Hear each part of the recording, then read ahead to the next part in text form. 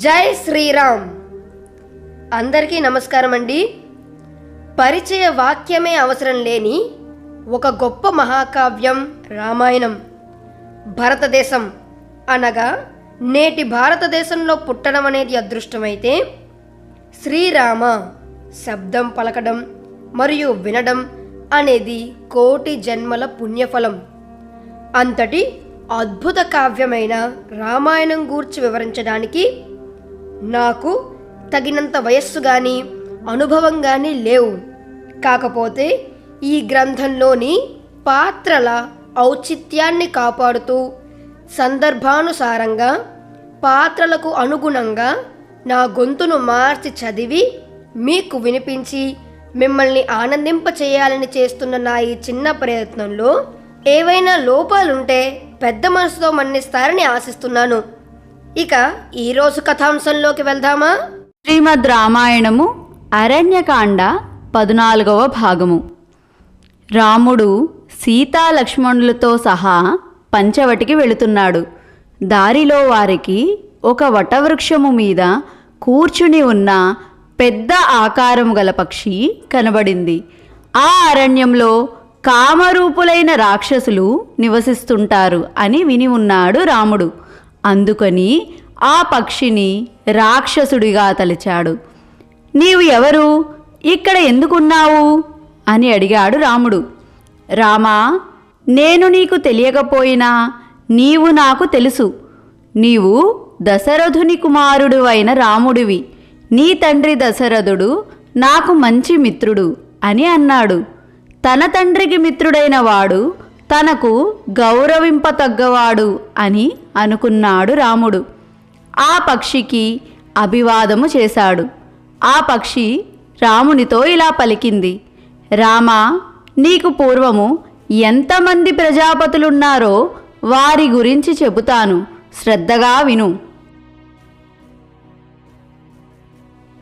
ప్రజాపతులలో ప్రథముడు కర్దముడు, అతని తరువాత వాడు విక్రీతుడు, ఆ తరువాత శేషుడు, అతని తర్వాత సంశ్రయుడు, స్థాణువు, మరీచి, అత్రి, క్రతువు, పులస్త్యుడు, అంగీరసుడు, ప్రచేతనుడు, పులహుడు, దక్షుడు, వివస్వంతుడు వరుసగా ప్రజాపతులయ్యారు.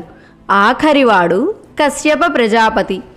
అతనికి అరిష్టనేమి అనే పేరు కూడా ఉంది. నీకు చెప్పానే దక్షుడు అని. ఆయనకు 60 మంది కుమార్తెలు. వారిలో అతిథి, దితి, ధనువు, కాళిక, తామ్ర, క్రోధవస, మను, అనల అనే 8 మంది కన్యలను కశ్యప ప్రజాపతి పెళ్లి చేసుకున్నాడు. కశ్యపుడు తన భార్యలతో, మీరందరూ నాతో సమానమైన ముల్లోకములను పోషించగలిగే పుత్రులను ప్రసవించండి అని కోరాడు. వారిలో అతిథి, దితి, కాళిక అనేవారు మాత్రము కశ్యపుని మాట మన్నించారు.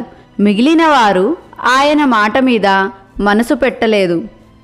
కశ్యపుని కోరిక ప్రకారము అతిథికి 12 మంది ఆదిత్యులు, 8 మంది వసువులు, 11 మంది రుద్రులు, 2 అశ్వినులు, మొత్తం 33 దేవతలు పుట్టారు.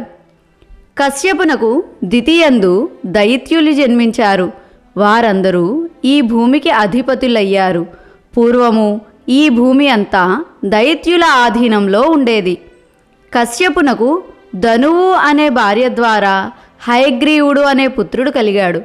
కాళీ అనే భార్యకు నరకుడు, కాలకుడు అనే పుత్రులు జన్మించారు. తామ్ర అనే భార్య క్రౌంచి, భాసి, శ్యేని, ధృతరాష్ట్రి, సుఖి అనే ఆడపిల్లలకు జన్మనిచ్చింది. ఇవన్నీ పక్షి జాతుల పేర్లు. ఆ తరువాత క్రౌంచికి ఉల్లూకములు అనగా గుడ్లగూబలు, భాసి అనే కూతురు భాస పక్షులకు జన్మనిచ్చింది. శ్యేని అనే కూతురుకు శ్యానములు అనగా డేగలు పుట్టాయి. ధృతరాష్ట్రికి రకరకాలైన హంసజాతులు, చక్రవాక పక్షులు జన్మించాయి. ఈ ప్రకారముగా పక్షి జాతి అభివృద్ధి చెందింది. సుఖి అనే కూతురుకు నత అనే కుమారుడు కలిగాడు. నతకు వినత అనే కూతురు పుట్టింది. కశ్యపునకు క్రోధవస అనే భార్య ద్వారా మృగి, మృగమంద, హరి, భద్రమద, మాతంగి, శార్దూలి, శ్వేత, సురభి, సురస, కద్రువ అనే 10 మంది పుత్రికలు జన్మించారు. ఇవన్నీ మృగజాతుల పేర్లు. మృగి సంతానము లేళ్ళు, దుప్పులు, జింకలు, ఎలుగుబంట్లు, చామరీ మృగములు, ఇంకా ఇతర మృగములు మృగమంద సంతానము. హరికి సింహములు, వానరములు పుట్టాయి. అందుకే సింహమునకు కోతులకు హరి అనే పేరు వచ్చింది. భద్రమదకు ఇరావతి అనే కూతురు పుట్టింది. ఇరావతికి ఐరావతము పుట్టింది. మాతంగికి ఏనుగు జాతి జన్మించింది.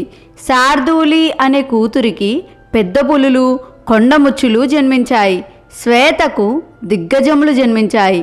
సురభి, రోహిణి, గంధర్వి అనే 2 కూతుళ్లకు జన్మనిచ్చింది.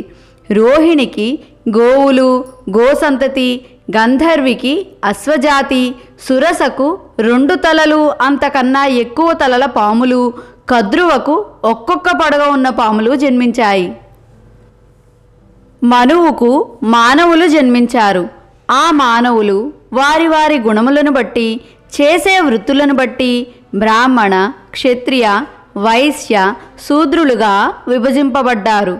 అనల మంచి మంచి ఫలములను ఇచ్చు వృక్షజాతికి జన్మనిచ్చింది. రామ, నీకు పక్షి జాతులకు జన్మనిచ్చిన వినత, నాగులకు జన్మనిచ్చిన కద్రువ గురించి చెబుతాను విను. వినత సుఖికి మనవరాలు. కద్రువ సురసకు సోదరి.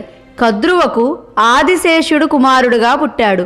వినతకు గరుడు, అరుణుడు అనే పుత్రులు జన్మించారు. గరుడు విష్ణువుకు వాహనమయ్యాడు. అరుణుడికి కాళ్ళు లేకపోవడం వల్ల సూర్యుని రథముకు సారథి అయ్యాడు. ఆ అరుణుడికి 2 కుమారులు. నేను సంపాతి. నా పేరు జటాయువు. నేను శ్యేని జాతికి చెందిన వాడను. ఇది నా జన్మ వృత్తాంతము. రామ, ఈ వనమంతా నాకు బాగా తెలుసు. నీకు ఇష్టమైతే నేను నీకు ఏదైనా సాయం కావలిస్తే చేస్తాను. నీకు సహాయకుడిగా ఉంటాను. ఈ అడవిలో అనేక క్రూర మృగములు, నరమాంస భక్షకులైన రాక్షసులు ఉన్నారు. నీవు కోరితే మీరు ఇంట లేనప్పుడు సీత రక్షణ బాధ్యత నేను వహిస్తాను అని అన్నాడు. జటాయువు చెప్పిన మాటలను శ్రద్ధగా విన్నాడు రాముడు. జటాయువును చూసి తన తండ్రిని గుర్తుకు తెచ్చుకున్నాడు. తండ్రికి మారుగా జటాయువును పూజించాడు రాముడు. తరువాత జటాయువు పంచవటికి మార్గం చూపించాడు. జటాయువుతో కలిసి రాముడు, లక్ష్మణుడు, సీతతో సహా పంచవటికి వెళ్ళాడు.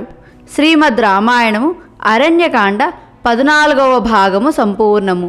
హరి ఓం తత్సత్.